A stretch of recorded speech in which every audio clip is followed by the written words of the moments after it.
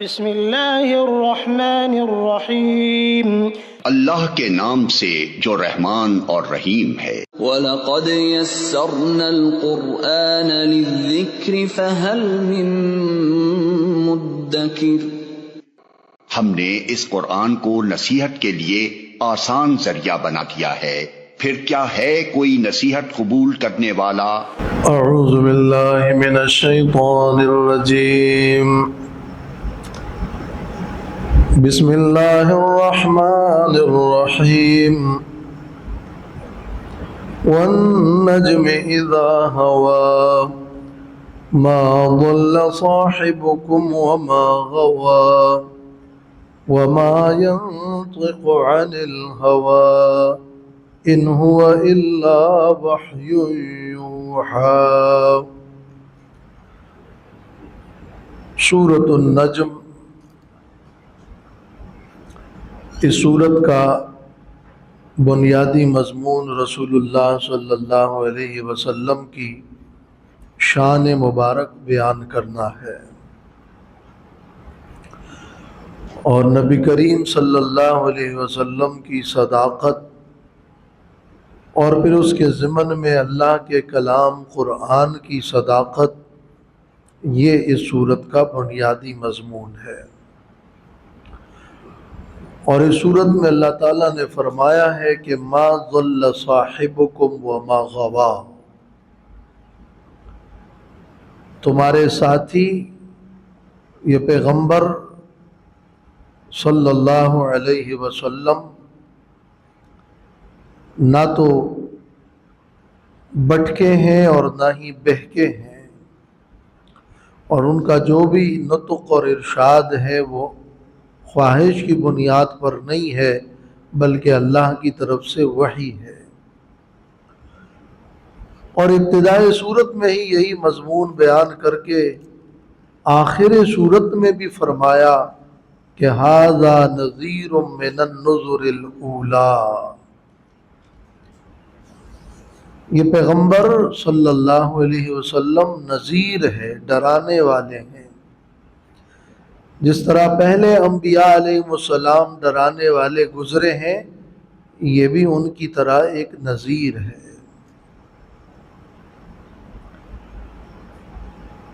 تو اس صورت میں خلاصہ یہ ہے کہ یہ جو ابتدائی 18 آیات ہیں، ان 18 آیات میں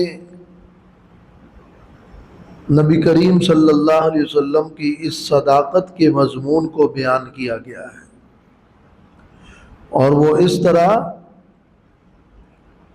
کہ نبی صلی اللہ علیہ وسلم جو ارشاد فرماتے ہیں وہ وحی ہے، اور یہ وحی لانے والے جبریل ہیں، اور وہ جبریل اللہ اور نبی کے درمیان ایک بڑا مضبوط واسطہ ہے، اور اس جبریل کو نبی صلی اللہ علیہ وسلم نے دیکھا ہے، تو ان کی سند بڑی مضبوط اور قوی ہے، اور ان کا بیان وحی پر مبنی بھی بڑا مضبوط ہے۔ تو یہ صداقت کا ہی مضمون ہے۔ اور اس کے بعد پھر شرکیات کی تردید، یہ بھی اس صورت میں ایک مضمون ہے۔ فرشتوں کو اللہ کے ساتھ شریک ٹھہرانا، نیک بندوں کو اللہ کے ساتھ شریک ٹھہرانا، اور کواکب اور ستاروں کو اللہ کے ساتھ شریک ٹھہرانا، یہ سب شرکیات ہیں، اور مشرکین عرب اس قسم کے جو شرک کیا کرتے تھے اس کی تردید اس صورت میں بیان کی گئی ہے۔ یہ لات اور عزا اور منات، یہ عباد صالحین اور نیک بندے تھے جن کو اللہ کے ساتھ شریک ٹھہرایا گیا۔ اس کی تفصیل اور اس کا ذکر آیت نمبر 19-20 اس میں موجود ہے۔ اور وَكَم مِّن مَلَكٍ فِي السَّمَاوَاتِ لَا تُغْنِي شَفَاعَتُهُمْ شَيْئًا، اور اسی طرح لَيُسَمُّونَ الْمَلَائِكَةَ تَسْمِيَةَ الْأُنثَىٰ، اس کو کہتے ہیں شرک بالملائکہ، فرشتوں کو اللہ کے ساتھ شریک کرنا، اس کی بھی تردید ہے۔ اور اس صورت میں یہ بھی فرمایا ہے آخر میں کہ وہی اللہ رب الشعراء ہے، وہ رد ہے آیت نمبر 49 میں مشرکین بالکواکب پر، وَأَنَّهُ هُوَ رَبُّ الشِّعْرَىٰ۔ مشرکین کے کیا دلائل تھے؟ مشرکین کے کوئی دلائل نہیں، إِن يَتَّبِعُونَ إِلَّا الظَّنَّ وَمَا تَهْوَى الْأَنفُسُ، ظن اور تخمین، اندازے اور خواہشات، تو ظن اور ہوا یہ مشرکین کے شرک کی وجوہات یا اسباب ہیں۔ اور اسی طرح وَلَمْ يُرِدْ إِلَّا الْحَيَاةَ الدُّنْيَا، دنیا کے مفادات اور دنیا ہی کے حصول کا ارادہ، یہ اسباب شرک، اسباب ضلالت اور اسباب انکار صداقت رسول صلی اللہ علیہ وسلم، اس کا بھی اس صورت میں ذکر ہے۔ باقی جو قرآن مجید کا انداز ہے تخویفات کا، وہ تو اس صورت میں بھی بیان ہوا ہے۔ اس سے پہلے سورت الطور، اس کے ساتھ اس سورت النجم کا جو ربط ہے وہ یوں ہے کہ وہاں پر بار بار سوالات کیے گئے اور ڈانٹا گیا، زواجر کثیرہ ہیں، پوچھا گیا کہ بتاؤ تو صحیح تم شرک کیوں کرتے ہو؟ نبی کو کیا یہ نبی شاعر ہے کہ یہ قرآن اپنی طرف سے بنایا ہے؟ کیا اس کو کسی نے ان کو پیدا نہیں کیا؟ کیا غیب ان کے پاس ہے؟ کیا نبی تم سے اجرت مانگتا ہے؟ بہت سارے سوالات کیے گئے۔ اس صورت میں فرمایا کوئی جواب نہیں سوائے ظن کے، سوائے ہوا کے، سوائے دنیا کے۔ تو یہ گویا منکرین کے سے جو مطالبہ تھا کسی دلیل کا اور معقول بات کا، اس صورت میں فرمایا ایسی کوئی معقول بات ہے نہیں سوائے ظن و تخمین کے۔ تو إِن يَتَّبِعُونَ إِلَّا الظَّنَّ وَمَا تَهْوَى الْأَنفُسُ، اور إِن يَتَّبِعُونَ إِلَّا الظَّنَّ وَإِنَّ الظَّنَّ لَا يُغْنِي مِنَ الْحَقِّ شَيْئًا، یہ اس صورت میں بیان ہو رہا ہے۔ وہاں سورۃ الطور میں یہی بیان تھا کہ ان عذاب ربک لواقع، تیرے رب کا عذاب واقع ہو کر رہے گا۔ تو یہاں ہے کہ سبب عذاب بس یہی ہے کہ رسول صلی اللہ علیہ وسلم کی صداقت کا انکار کریں گے اور شرک کریں گے تو عذاب آئے گا۔ تو جس عذاب کے وقوع کا ذکر سورۃ الطور میں ہے، اس صورت میں گویا اس کا سبب بیان کیا گیا، اور وہ سبب یہی ہے کہ جو نبی کی تصدیق نہیں کرتا، نبی کی شان کا انکار کرتا ہے، اور اس طرح فرشتوں کو، نیک لوگوں کو، ستاروں کو اللہ کے ساتھ شریک ٹھہراتا ہے، تو یہ عذاب کا سبب ہے۔ اور پچھلی صورت میں نبی کریم صلی اللہ علیہ وسلم پر اعتراضات کا ذکر ہے، تو یہاں شان رسول کا ذکر ہے۔ اس اعتبار سے بھی یہ صورت اس کی ایک طرح مزید تشریح اور توضیح ہے۔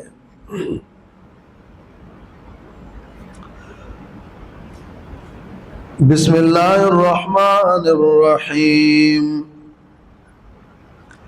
والنجم اذا ہوا ما ضل صاحبكم وما غوا، والنجم قسم ہے ستارے کی، اذا ہوا جب وہ ستارہ غروب ہوتا ہے، غروب ہونے لگتا ہے. ہوا کا جو لفظ ہے یہ ہوا یہوی باب ضربہ سے، ہوا یہوی. ہوا یہوی کا معنی ہوتا ہے گرنا، غروب ہونا اور گرنا، یہاں یہ معنی ہے. قسم ہے ستارے کی، اذا ہوا جب وہ ستارہ غروب ہوتا ہے، اوپر سے نیچے گرتا ہے. ہاویہ جو کہتے ہیں، ہاویہ وہ بھی اسی گرنے کے معنی میں ہے. لیکن آگے اب چوتھی آیت میں ہے وَمَا يَنطِقُ عَنِ الْهَوَىٰ،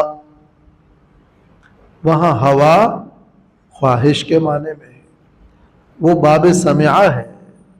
ہویہ یہوا، باب سمعہ سے اس کا معنی خواہش ہے. یہ ہوا باب ضربہ سے ہے. جب باب بدلتا ہے تو معنی بھی بدلتا ہے. تو قسم ہے ستارے کی جب وہ ستارہ غروب ہونے لگتا ہے. اب ستارہ النجم ہے، النجم میں الف لام ہے. اس الف لام کے دو مطلب ہو سکتے ہیں، یا تو یہ کسی خاص ستارے کی بات ہو رہی ہے النجم، اور یا النجم الف لام جنسی ہے، تو جنس نجم اور ستارہ مطلق ستارہ کوئی بھی ہو، ستارے کی قسم. تو یہاں مفسرین دونوں ہی معنی مراد لیتے ہیں. ایک مفہوم ہے کہ خاص ستارہ تھا جو کہ تمام ستاروں میں زیادہ ظاہر اور نمایاں تھا، اور عرب کے لوگ اس کو جانتے تھے، اور جب النجم کا لفظ وہ مطلق بولتے تھے تو ان کے ذہن میں وہی ثریا ستارہ آتا تھا. تو قسم ہے نجم کی یعنی ثریا ستارے کی، اذا ہوا کہ جب وہ غروب ہونے لگے. تو یہ خاص ثریا ستارے کا ذکر ہے. اور یا پھر یہ والنجم مطلق ستارہ، تو پھر معنی عام ہے قسم ہے ستاروں کی، جن سے ستارے کی جب وہ ستارے غروب ہوتے ہیں. ثریا ستارہ جب غروب ہوتا ہے تو وہ پھل پکنے کا وقت ہوتا ہے.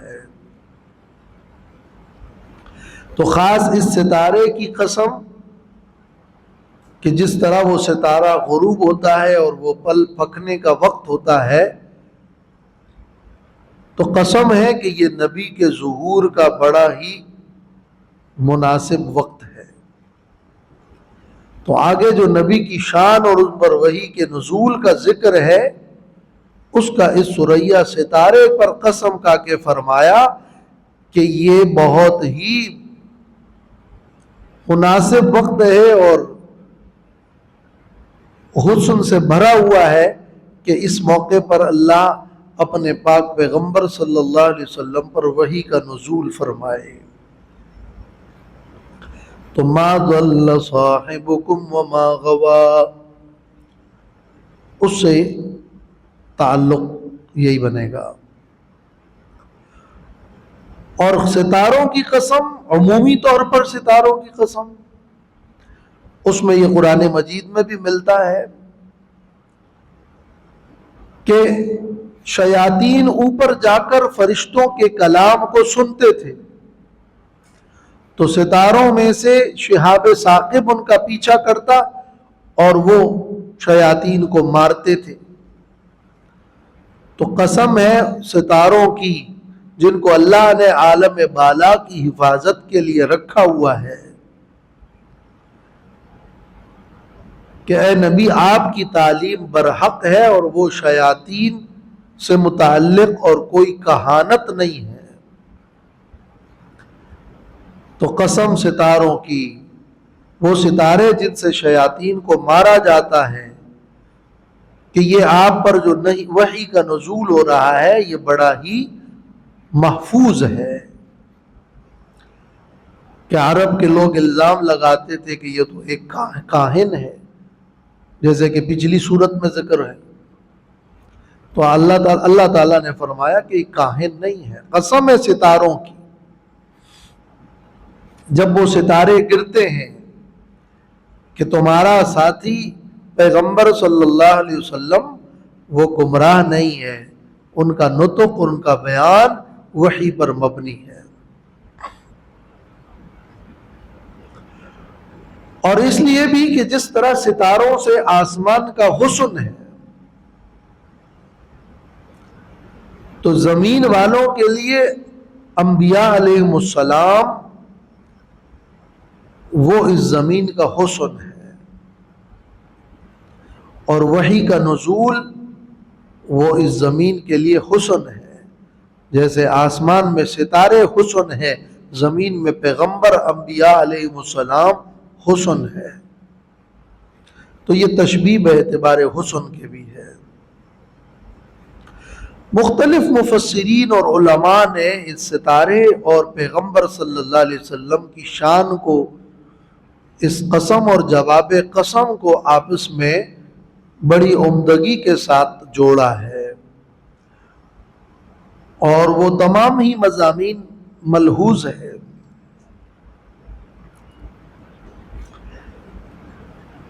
ستارہ، جب ستارہ غروب ہوتا ہے تو تاریکی ہوتی ہے، تو اذا ہوا وہ خاص تاریکی کا وقت ہوتا ہے۔ اس تاریکی کے وقت میں دھندلاہٹ ہوتی ہے اور پتہ نہیں چلتا ہے کہ کیا ہے اور کون ہے۔ تو کبھی رسی کو سانپ سمجھ لیا، یا کہیں کوئی درخت دیکھ لیا اور اس کو بھوت خیال کر دیا، کہیں کسی چٹان کو جانور سمجھ لیا، تو دھندلاہٹ ہوتی ہے۔ لیکن جب وہ ستارہ غروب ہوتا ہے تو غروب ہونے کے بعد ستارے غروب ہو گئے اور ختم ہو گئے، اور پھر ایک صبح طلوع ہوتی ہے جو ایک روشن صبح ہوتی ہے، وہ دن ہوتا ہے۔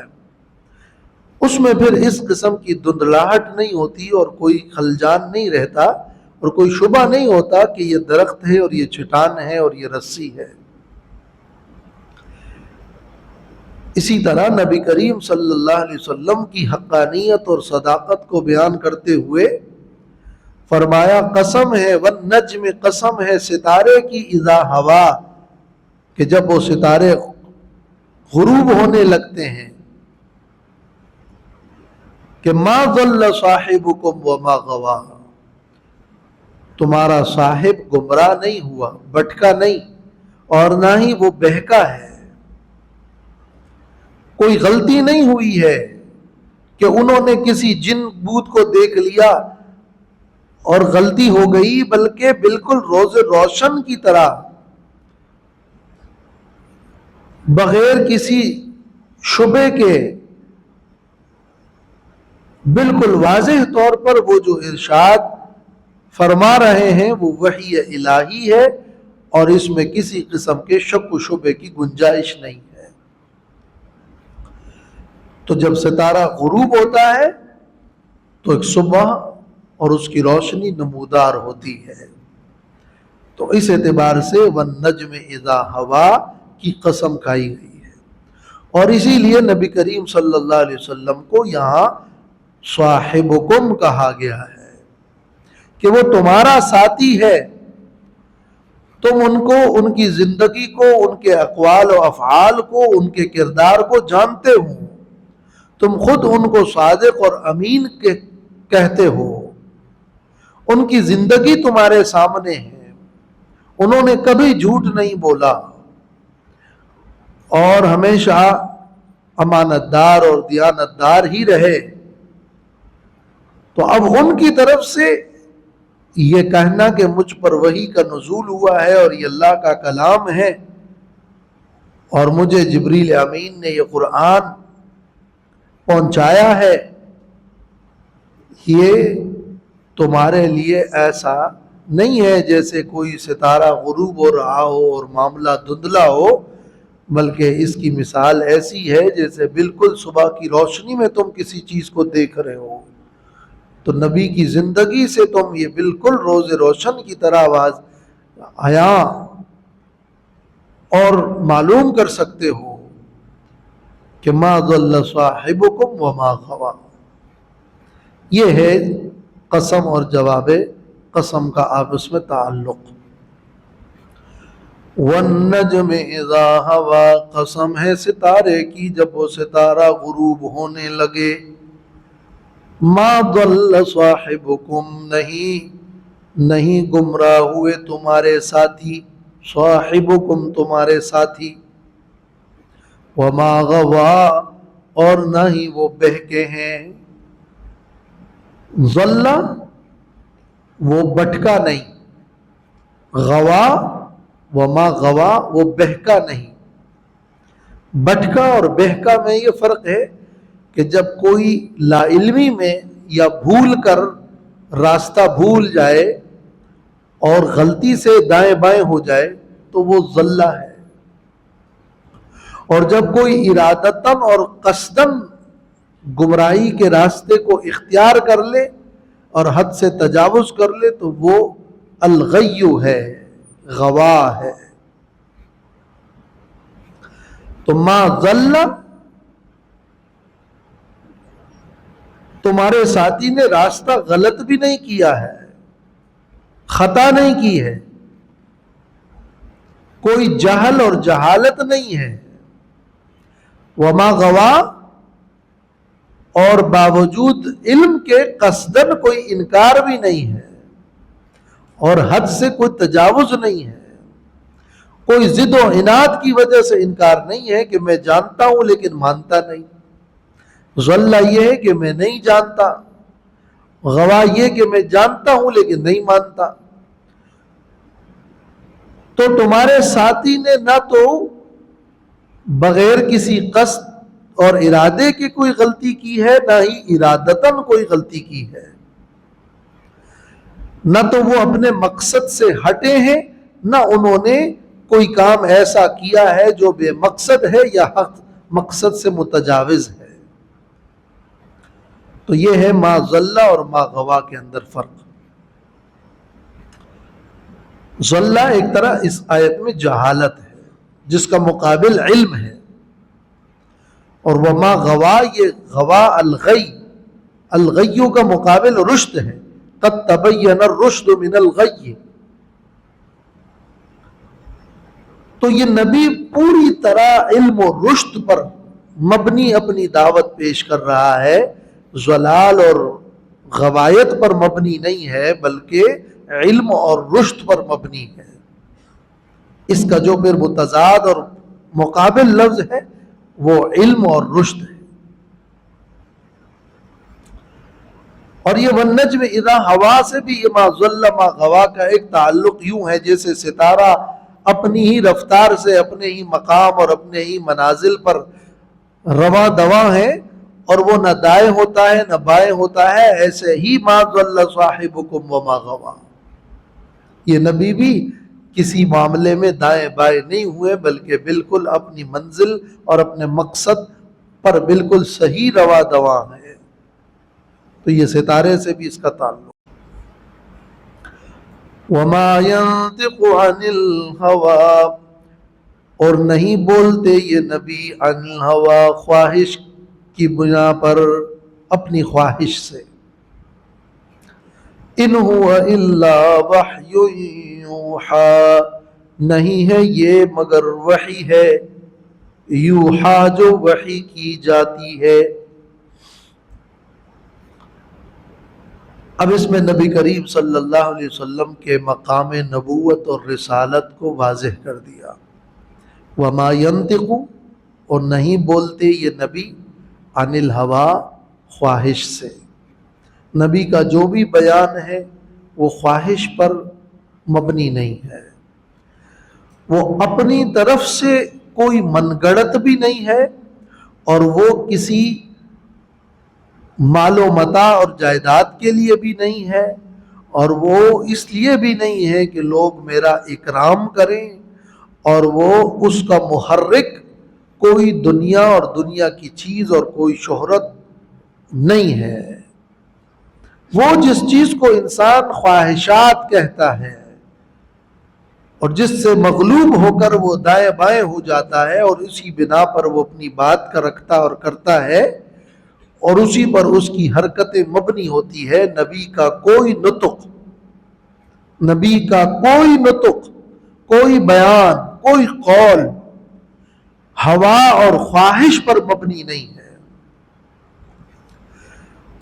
بلکہ نبی کا جو بھی بیان ہے وہ یا تو قرآن ہے، یا تو سنت ہے، یا تو کسی مصلحت پر مبنی اجتہاد ہے. نبی کا ہر بیان یا تو قرآن ہے، یا حدیث ہے، سنت ہے، اور یا وہ نبی صلی اللہ علیہ وسلم کا مصلحت پر مبنی اجتہاد ہے. نہ قرآن ہوا اور خواہش ہے، نہ سنت ہوا اور خواہش ہے، نہ نبی کا اجتہاد ہوا اور خواہش ہے. اس لیے اب نبی کا کوئی بھی فرمان ہوگا تو جب وہ ہوا پر مبنی ہی نہیں ہے، جب وہ خواہش پر مبنی ہی نہیں ہے، تو وہ قابل اتباع ہے. اب اگر وہ اللہ کا کلام قرآن ہے تو وہ قابل اتباع ہے، اور اگر قرآن کے علاوہ بھی نبی کا کوئی فرمان ہے وہ بھی تو خواہش پر مبنی نہیں ہے. نبی کا فرمان ہے، خواہش پر مبنی نہیں ہے، تو آخر حجت کیوں نہیں ہے، جبکہ اللہ نے فرما دیا ہے کہ وَمَا يَنطِقُ عَنِ الْهَوَىٰ. نبی تو ہوا اور اپنی خواہش پر نہیں بولتے. ہر انسان جو بولتا ہے اس میں کسی نہ کسی خواہش کا دخل ہو سکتا ہے، لیکن نبی صلی اللہ علیہ وسلم کے بارے میں تو صاف فرمایا وَمَا يَنطِقُ عَنِ الْهَوَىٰ. یہ جملہ بہت ہی بڑی معنویت رکھتا ہے، اور حجتیت حدیث کے لیے یہ ایک زبردست جملہ ہے. قرآن کی آیت میں ہے، یہ نبی نے فرمایا تو حجت ہے، کیونکہ یہ نبی کی خواہش پر مبنی نہیں ہے، بلکہ یہ مبنی کس پر ہے؟ ان هو الا وحی یوحا. نہیں ہے یہ مگر یہ وحی ہے جو انہیں وحی کی جاتی ہے. اگر وہ قرآن ہے تو قرآن وحی ہے، اگر وہ قرآن نہیں ہے اور قرآنی آیت کی تفسیر اور تشریح ہے اور آپ نبی صلی اللہ علیہ وسلم نے بیان کی ہے تو وہ بھی خواہش پر مبنی نہیں ہے، وہ قرآن کی تشریح ہے، وہ بھی وحی پر مبنی ہے. وہ اگرچہ ڈائریکٹ وحی مطلوع نہیں ہے مگر وحی پر مبنی ہے. اور اگر وہ کوئی اجتہاد ہے تو وہ اجتہاد بھی اسی وحی کے تحت اور تابع بن کر اس اجتہاد کو آپ صلی اللہ علیہ وسلم نے کیا ہے، تو وہ اجتہاد بھی وحی پر مبنی ہے. لہذا اگر اس اجتہاد سے اللہ تعالیٰ نے روکا نہیں کہیں بھی اور اس اجتہاد پر ٹہرے رکھا، برقرار رکھا، تو اس کا مطلب یہ کہ وہ بھی عند اللہ وحی پر مبنی ہے. لہذا اب نبی صلی اللہ علیہ وسلم کا جو بھی نطق و فرمان ہوگا وہ تو یا تو قرآن کی نص ہے یا اس کے علاوہ جو فرمایا وہ سب ہوا پر مبنی نہیں ہے بلکہ اسی قرآن کی وحی پر مبنی ہے، اسی قرآن کی تشریح اور شرح ہے. اگر اس میں کوئی بھی بات اجتہاد کی بنا پر نبی صلی اللہ علیہ وسلم نے فرمائی ہو اور اسے اللہ کی طرف سے متنبع نہیں کیا گیا تو اس کا مطلب یہ کہ وہ اللہ تعالی ہی کی وحی پر مبنی ہے اور وہ منشاء الہی کے مطابق ہے۔ یہ ہے ان ہوا الا وحی یوحا کا مطلب، اور یہ حصر کا جملہ ہے۔ لہذا دین کے حوالے سے، زندگی گزارنے کے حوالے سے، سنن ہدا کے حوالے سے نبی کریم صلی اللہ علیہ وسلم نے جو فرمایا وہ اگرچہ قرآن نہ بھی ہو، وہ ان ہوا الا وحی یوحا کا مصداق ہے۔ اور نجی زندگی میں آپ صلی اللہ علیہ وسلم نے اور بحیثیت طبیعت کے جو کچھ بھی آپ نے ارشاد فرمایا یا جو کچھ بھی کیا، اس کے حوالے سے تو ظاہر ہے کہ کفار کی طرف سے کوئی جھگڑا بھی نہیں تھا، اس کے بارے میں تو گفتگو ہی نہیں ہو رہی، وہ تو زیر بحث ہی نہیں ہے کہ یہ وحی ہے یا نہیں ہے۔ جو چیز زیر بحث ہے وہ یہ کہ نبی صلی اللہ علیہ وسلم نے کوئی دینی معاملے میں، شریعت کے معاملے میں کوئی حکم دیا، کوئی ارشاد فرمایا، کوئی طریقہ بتایا، کسی آیت کی تشریح کر دی، کوئی نماز کا طریقہ بتایا، کوئی زکوٰۃ کا حکم دیا، کوئی حج کے احکام ارشاد فرمائے، یہ سب وہ ہے جو دینی احکام ہے، زیر بحث یہی ہے۔ اس کے بارے میں اللہ نے فرما دیا کہ وَمَا يَنطِقُ عَنِ الْهَوَىٰ إِنْ هُوَ إِلَّا وَحْيٌ يُوحَىٰ۔ اور اگر اس حیثیت سے نہیں بلکہ بحیثیت عادت کے، بحیثیت ایک انسان کے نبی صلی اللہ علیہ وسلم نے کچھ امور انجام دیے اور کچھ باتیں کی، تو وہ باتیں تو وحی ہے یا نہیں ہے یہ زیر بحث ہی نہیں تھی، کفار کا اس پر تو جھگڑا ہی نہیں تھا۔ لیکن اس کے باوجود اس کے اندر بھی وحی کا نور کار فرما تھا، اس کے باوجود محبت دینی کا تقاضا اس کی بھی پیروی اور اتباع ہے، اس کے باوجود اس کا احترام اور اس کی شان کو اپنے دل میں رکھنا ایمان کا جز ہے۔ اور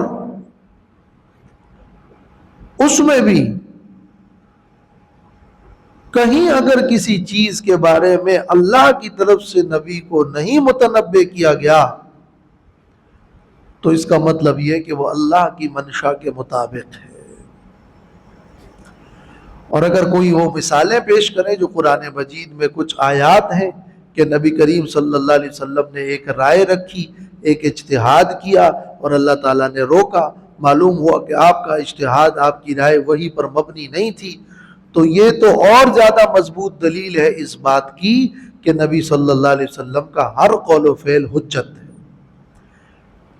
یہ تو آپ چند جگہ دکھا سکتے ہیں، اس کا مطلب یہ کہ سوائے ان چند کے کوئی دوسرا مقام بھی اگر ایسا ہوتا جو اللہ کی منشا کے مطابق نہ تھا تو اللہ تعالیٰ اس پر وحی نازل فرماتے، اور جب اس میں کوئی رکاوٹ اور کوئی وحی اور کوئی ممانعت نازل نہیں ہوئی، لہٰذا خود بخود یہ معلوم ہوا کہ وہ بھی اللہ کی منشا کے مطابق ہے۔